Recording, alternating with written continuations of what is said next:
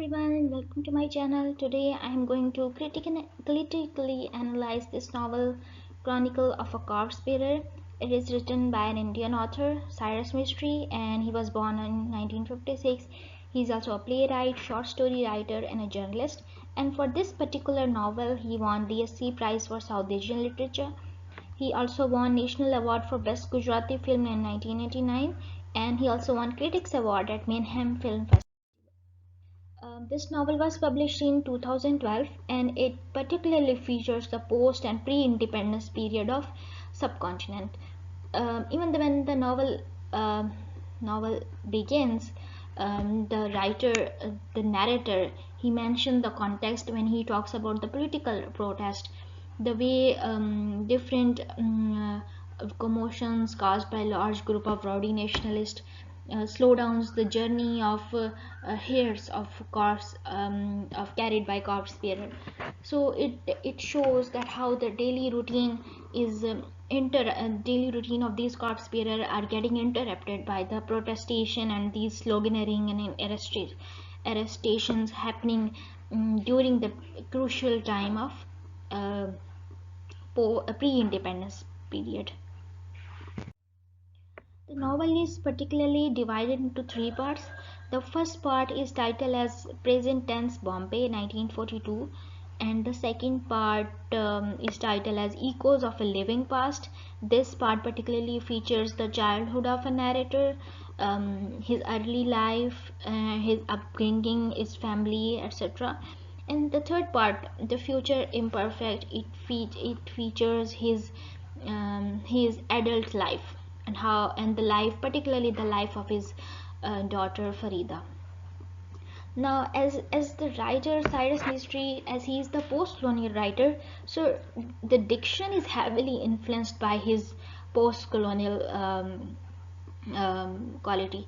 Like there are different words like Durga, Bache, Baba's Kabar, Sufi Baba, Sufi Saint. These type of dictions taken from Hindi language, it shows that writer has consciously and deliberately employed such type of diction, which is usually employed by post-colonial writers.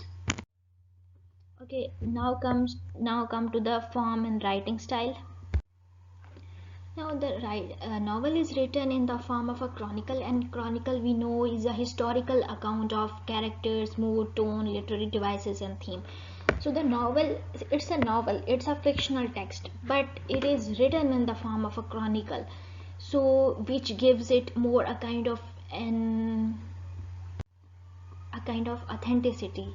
Like if it's written in a chronicle, in a form of chronicle, so it seems that it looks more authentic. And the writer has employed the technique of stream of consciousness, which was initially developed by Virginia Woolf, as we already know. And this technique is about what is going on in the mind of the characters. So the novel features the main character, Firoz, the and he's also the protagonist, and he's the narrator as well.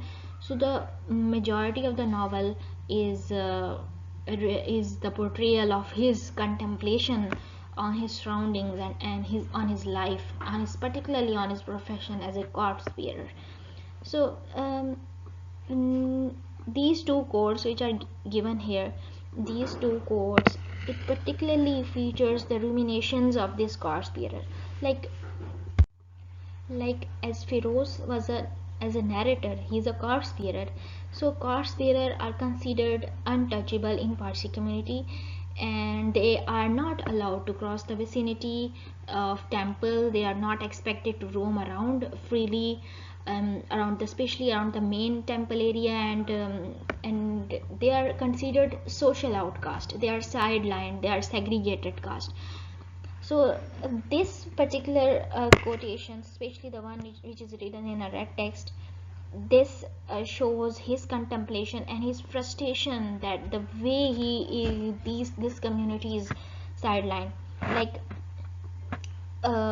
there is this incident when he accidentally touches a man, and when a man kind of burst out on him in a very rageful manner.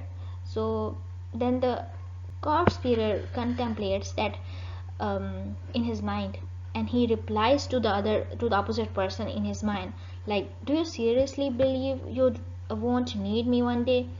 Astride those emaciated shoulders ride the ghost of a corpse. You don't see him now, but it's only a matter of a time, believe me, before your blood turns to ice, your limbs harden like wood. Then ask yourself, will your near and dear ones wash and clothe you for the final goodbye? No, sweet man, you will have to depend on one of us, and then we will have to rub you all over. So this shows his contemplation, that how much frustrated he is. And in the second line, he says that, but I didn't say this thing, and on the other hand he just said, forgive me please, my mistake, Bauji, please forgive. So it shows that socially he's so much outcast, and he was not given that much freedom, and that he even didn't dare to say these words. But on the other hand, he just said this, my mistake, even though it was not completely his mistake, but he was bound to say this, because he is um, from the segregated caste.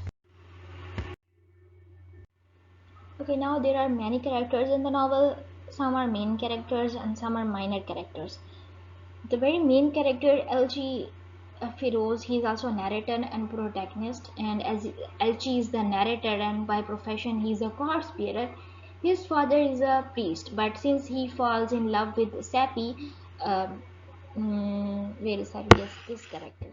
He falls in love with Sappy, so eventually he leaves his household and marries with Sappy, and eventually he moves in to her father's house.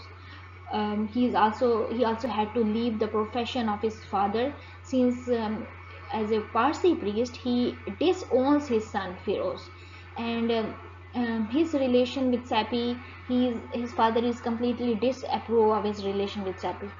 So ultimately Firoz had to join the profession of his father-in-law, as he is also not very educated enough to find a suitable job for himself, which is also considered respectable in Parsi community.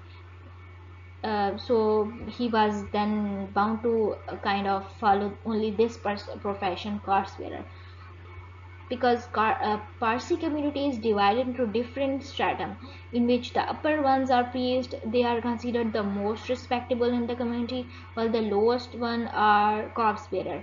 They are considered untouchable, socially outcast, and no respectable Parsi would like to mingle with them. Thus, this chronicle is therefore the portrayal of their miserable and secluded life. The other characters are minor characters. Tamurus is the father of Sapi, and Framrose and Hila are the parents of Firoz.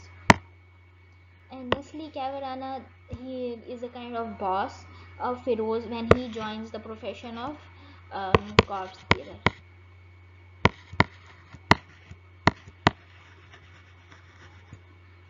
Okay, minor character. Farida is the daughter of Alchi and Sapi. The very three themes which are very prominent in the novel is, the first one is the theme of religion, second is the theme of sacrifice, and then is the theme of nature.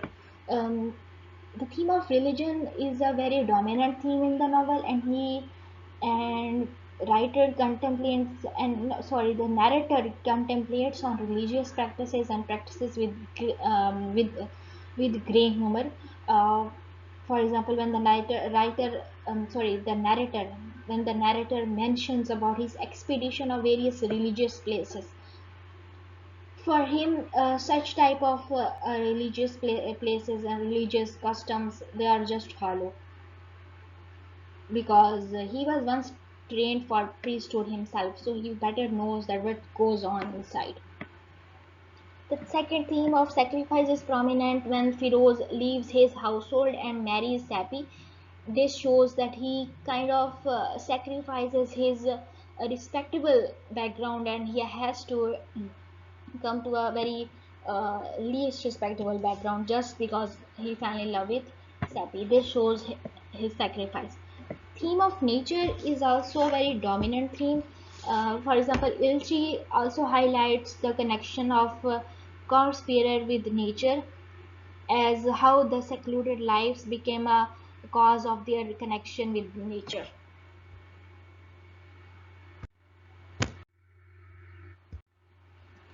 Okay, this novel, it very much depicts the elements of city literature. The very prominent element is flaneur. Flaneur is, we know, a man who wanders around an observing city. It's a very prominent feature in city literature, and um, when we look at the character of LG, he wanders around Muslim cemetery at Chani Road, Hindu cremation ground, and he says that but I was clever enough not to see hanging about those part of town where I was likely to be spotted. I I chose instead to discover seedier of the inner city and its outskirts. So outskirts and places where no self-respecting Parsi would care to be seen. And then he names the places like slums, shanty towns, areas in which low life and sin and poverty flourished, dens of vice and iniquity, where gambling, boozing, and hoarding thrived. So these all are very heterotopic spaces, not a very usual spaces, very heterotopic. So he wanders around those areas. This shows his experience of being a flaneur. And moreover, he also says that he goes to the Muslim burial ground at Chani Road, Chandiyan Wadi, the Hindu cremation of field nearby, where pyres burn and smolder at all hours of day and night in the ruins of the burial for war memorial. So this shows his act of roaming around the city. Then important feature of the other important feature of city literature is city imaginary. City imaginary is basically how one imagines the life of a city and the map of a city. And when he like if you look at the again we have to refer to the character of Ulchi, then he um, when he enjoys his experience as a flaneur, uh, his city imaginary widens because of his experience of being a flaneur. And ruin lust is when someone is attracted towards historical and ruined and deserted and old and aloof and abandoned places, which are usually far from the crowded area. Such type of an attraction towards such type of places are called ruin lust. And uh, during his expedition as a flaneur, he used to roam around deserted places such as Muslim cemetery grounds and Charney Road and Hindu cremation ground. This is all before he met Sapi. So thus such wonders depict his association with the death, which is also an element of nature. Moreover, when he meets Sappy, he immediately fell in love with her, and this is how he discovered the vast ground of Tower of Silence. Again, the grounds of Tower of Silence is a very secluded area, and when he discovered it, he found immense peace in its garden. So, his attraction towards Tower of Silence also foreshadows that he eventually had to leave everything behind for Sappy and become a corpse bearer willingly. So all these things are very much connected. So that's all for today. Thank you so much. Bye bye.